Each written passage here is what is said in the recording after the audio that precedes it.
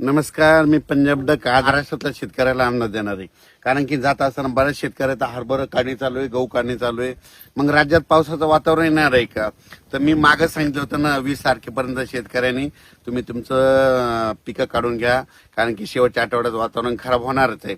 पण राज्यातल्या सर्व शेतकऱ्याला सांगू इच्छितो की राज्यामध्ये 16 तारखेपर्यंत तुम्ही काय करा, तुमचा गहू असेल, हरभरा असेल, तंबाखू असेल, मका असेल, तर तुम्ही काय करा, काढा किंवा झाकून ठेवा. कारण की राज्यात 16 तारखेच्या नंतर वातावरणात बदल होणार आहे. मग 16 तारखेला कुठं बदल होणार आहे?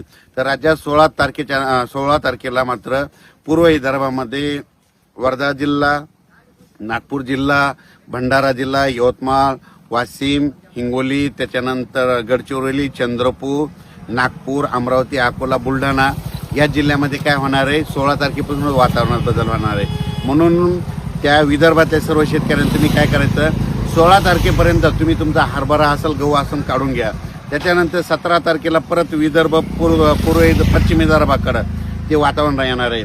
आणि मराठवाड्याकडे, नांदेडकडं, हिंगोलीकडे, लातूरकडं आणि परभणी परिसरात 17पर्यंत येणार आहे. म्हणून ह्या 3 जिल्ह्यातल्या शेतकऱ्यांनी लगेच काळजी घेण्याचं गरजेचं आहे. पण त्याच्यानंतर 18, 19, 20, 21च्या दरम्यान मात्र राज्यामध्ये काही काही ठिकाणी गारपीट देखील होणार आहे, वारं सुटणार आहे, पाऊस येणार आहे, विजेच्या कडकडाचा पाऊस येणार आहे. म्हणून तुम्ही काय करा, 16 तारखेपर्यंत तुम्ही तुमच्या हरभरे काढून घ्या, गहू काढून घ्या. कारण की राज्यामध्ये 19, 20, 21च्या दरम्यान चांगलंच वातावरण खराब होणार आहे. म्हणून तुमच्या पिकाचं नुकसान होऊ नये म्हणून हा अंदाज सर्व शेतकऱ्यांना घ्यायचा. त्याच्यानंतर उत्तर महाराष्ट्राकडं नाशिक जिल्हा, धुळे जिल्हा, नंदुरबार जिल्हा, अहिल्यानगर, जळगाव जिल्हा ह्या त्या शेतकऱ्याला सांगू इच्छितो, तुम्ही काय करा, 18 तारखेपर्यंत तुमचा गहू असेल, हरभरा तर काढून घ्या. कारण की तुमच्याकडे 19, 20, 21च्या दरम्यान वातावरणात बदल होणार आहे. खूप ठिकाणी पाऊस पडेल, काही ठिकाणी सोडून देईल, काही ठिकाणी वारं सुटेल, काही ठिकाणी विजा कडकडतील, पण वातावरणात बदल होणार आहे. म्हणून या उत्तर महाराष्ट्रातल्या शेतकऱ्यांनी अंदाज लक्ष द्यायचा.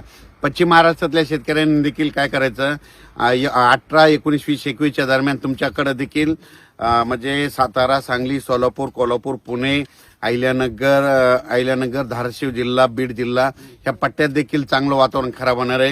म्हणून त्या शेतकऱ्याने 17 तारखेपर्यंत तुम्ही तुमच्या पिकाची काळजी घ्यायची. त्याच्यानंतर तुम्हाला एक सांगू इच्छितो की कोकण पट्टीकडे मात्र 14 आणि 15 तारखेलाच वातावरणात बदल होणार आहे. कारण की 14-15 तारखेला कोकणाकडं काही ठिकाणी पाऊस येणार आहे. म्हणून हा अंदाज देखील लक्षात घ्यायचा. म्हणजे सांगायचं झालं तर 16 तारखेला सुरुवात विदर्भाकडून होणार आहे.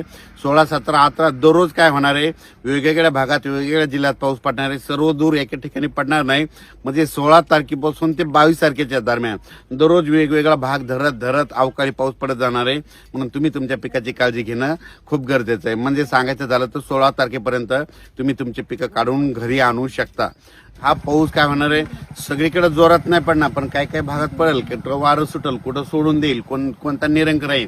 काय होईल की तुम्हाला सांगू इच्छितो, इकडं मध्य प्रदेश, उत्तर प्रदेश, हरियाणा, दिल्ली, त्याच्यानंतर झारखंड, छत्तीसगड, तेलंगणा, पश्चिम बंगाल ह्या भागामध्ये काय होणार आहे, तिकडं पाऊस खूप पडणार आहे, त्या राज्यामध्ये खूप पडणार आहे.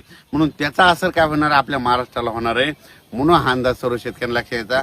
सर्वदूर सगळीकडे पडणार नाही, पण भाग बदलत मात्र अवकाळीचे सावट राहणार आहे. म्हणून हा अंदाज सर्व शेतकऱ्यांनी लक्षात घ्यावा.